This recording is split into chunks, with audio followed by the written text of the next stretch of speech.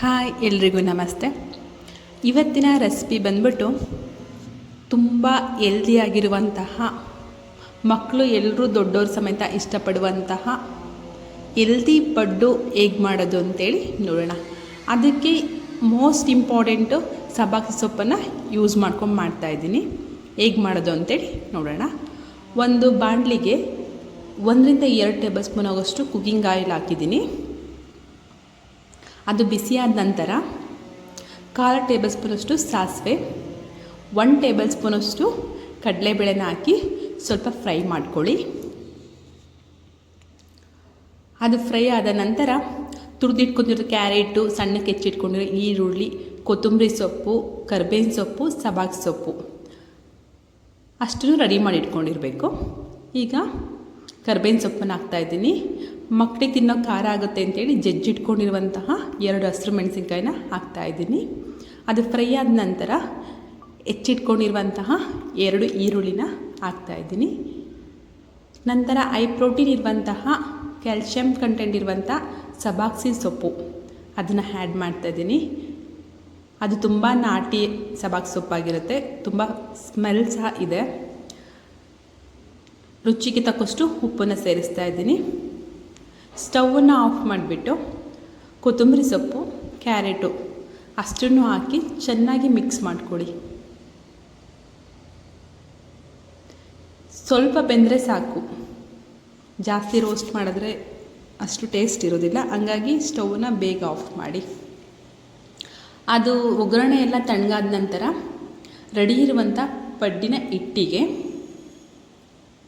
ಈ ಒಗ್ಗರಣೆನ ಹಾಕ್ತಾಯಿದ್ದೀನಿ.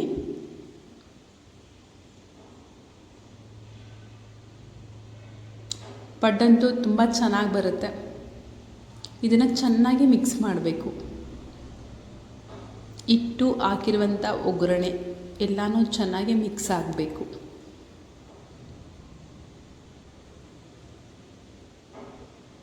ಸೊಪ್ಪಾಗಲಿ ತರಕಾರಿ ಆಗಲಿ ಹಂಗೆ ಕೊಟ್ಟರೆ ಮಕ್ಕಳು ತಿನ್ನಲ್ಲ. ಸೊ ಈ ರೀತಿ ಮಾಡಿಕೊಟ್ರೆ ತುಂಬ ಇಷ್ಟಪಟ್ಟು ತಿಂತಾರೆ. ಸೊ ಪಡ್ಡಿನ ತವನ ಸ್ಟವ್ ಮೇಲೆ ಇಟ್ಟಿದ್ದೀನಿ. ಸ್ವಲ್ಪ ಅದಕ್ಕೆ ಎಣ್ಣೆನ ಹಾಕಿ ಚೆನ್ನಾಗಿ ಹಚ್ಚುತ್ತಾ ಇದ್ದೀನಿ. ಈಗ ರೆಡಿ ಇರುವಂಥ ಬ್ಯಾಟರ ಸ್ವಲ್ಪನೇ ಹಾಕ್ತಾ ಹೋಗೋಣ. ಈ ರೀತಿ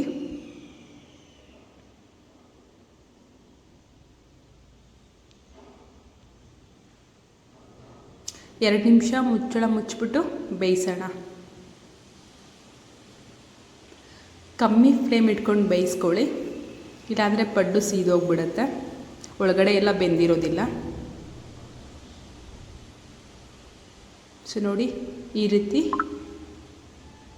ಒಂದು ಸೈಡ್ ಬೆಂದಾದ ನಂತರ ತಿರುವಾಕ್ಬಿಟ್ಟು ಮತ್ತೆ ಮುಚ್ಚಳ ಕ್ಲೋಸ್ ಮಾಡಿ ಒಂದು 5 ನಿಮಿಷ ಬೇಯಿಸ್ಕೊಳ್ಳಿ.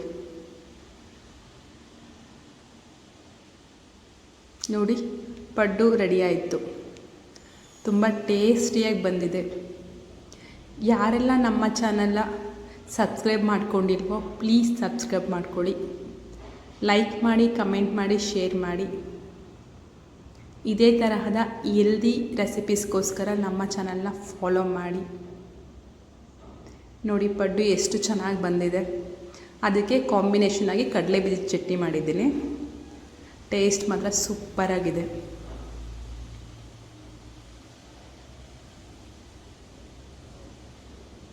ನೋಡಿ,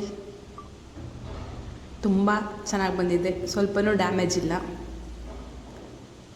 ನೋಡಿ, ಒಳಗಡೆ ಎಷ್ಟು ಚೆನ್ನಾಗಿ ಬೆಂದಿದೆ. ಕಮ್ಮಿ ಫ್ಲೇಮ್ ಇಟ್ಕೊಂಡು ಬೇಯಿಸಿದ್ರೆ ಈ ಥರ ನೀಟಾಗಿ ಬೇಯುತ್ತೆ. ಸೊ ಒಂದು ಸಾರಿ ಟ್ರೈ ಮಾಡಿ ನೋಡಿ.